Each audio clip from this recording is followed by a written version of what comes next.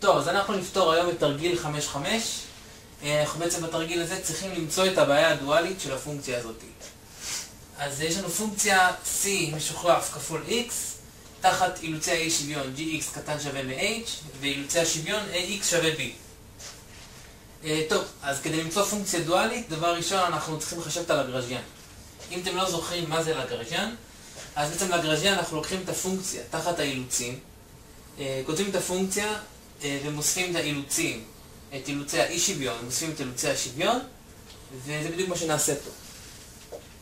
טוב, אנחנו לוקחים את הפונקציה, רושמים אותה פה, ומוספים את אילוצי האי שוויון ואת אילוצי השוויון. שימו לב שהעברנו פשוט אגפים, שמנו פה, העברנו את h לפה, הצבנו פה, העברנו את b לפה והצבנו פה. נסדר קצת את המשוואה, נזיז קצת משתנים, ובעצם נמצא את המקדם של x פלוס קבוע כלשהו. אם אתם זוכרים, למדנו מה זו פונקציה אפינית. בעצם פונקציה אפינית עבור f של משתנים x1 עד xn. פונקציה אפינית היא פונקציה מהצורה של a1 x1 ועוד a2 x2 עד an xn ועוד קבוע כלשהו. זה בעצם הפונקציה מהצורה הזאת. הלגרז'יאן שלנו בעצם פונקציה אפינית, וכפי שאנחנו יודעים, פונקציה דואלית של פונקציה אפינית נראית מהצורה הזאת. זאת בעצם הפונקציה הדואלית שלנו. בעצם אנחנו רוצים להביא למינימום את הביטוי הזה, ולכן אנחנו רוצים לאפס את המקדם של x. אם אנחנו נצליח לאפס את המקדם של x, בעצם נשאר רק עם הקבוע, בעצם זה המינימום של הפונקציה הזאת, וכל ביטוי אחר בעצם יביא לנו את הפונקציה הזאת למינוס אינסוף.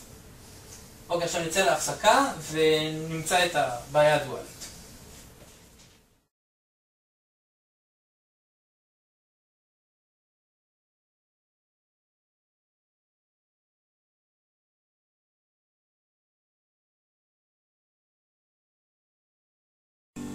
טוב, אז לפני ההפסקה דיברנו על תרגיל 5-5, שבעצם הבעיה הייתה למצוא את הבעיה הדואלית של הפונקציה הזאת, של הבעיה הזאת.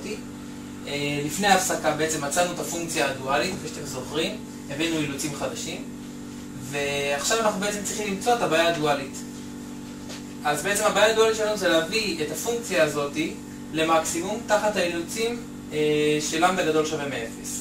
כלומר, לקחת את g של למדה v, הפונקציה הזאת, להביא אותה למקסימום תחת אילוץ השוויון